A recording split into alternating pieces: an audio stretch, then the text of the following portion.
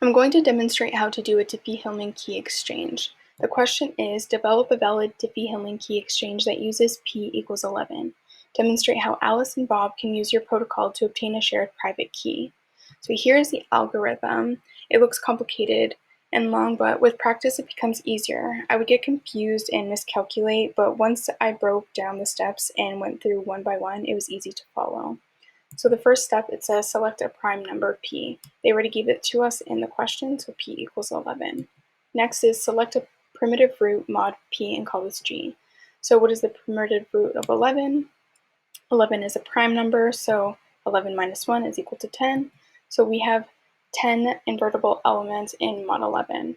So I'm going to try 2. So I'm going to multiply 2 and all of its numbers by 2 until I reach 1.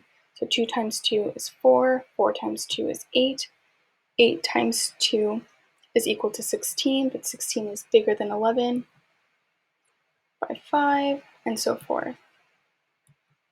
So 2 is a primitive root of 11 because it reached 1 on the 10th number. And then we have to keep in mind that 2 to the power of 10 is equal to 1 mod 11. So we found our easy power. So the data p and g is published as a public key, so p equals 11, g is equal to 2, public key is 11 and 2. So now it says Alice selects a random positive integer that equals x, and it means any random number under the sun. So I chose 24, so x is equal to 24. So here's the equation, we do the substitution, and then remember 2 to the power of 10 is an easy power because it equals to 1.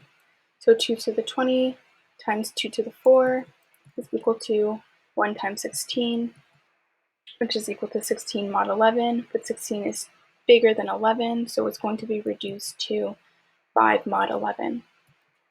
Bob is going to do the same thing. He's going to pick any random positive integer, which is equal to y. So Bob chose 43, y is equal to 43. 2y mod p becomes 2 to the power of 43 mod 11. And again, that easy power, 2 to the 40, which is equal to 1 to 8, which is equal to 8 mod 11. So remember, Alice chose 24, and her answer was 5 mod 11. Bob chose 43, and his answer was 8 mod 11. Now 5 and 8, Alice and Bob are going to swap. And 8 is going to be brought to Alice's power, which is 24 mod 11, and we're going to solve for that. And then the same thing with Bob. Bob is going to take Alice's number and raise it to the 43rd power of his y.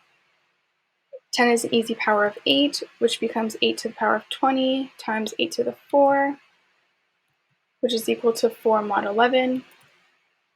5 for Bob, 5 is an easy power, so 5 to the 40 times 5 to the 3 is equal to 4 mod 11.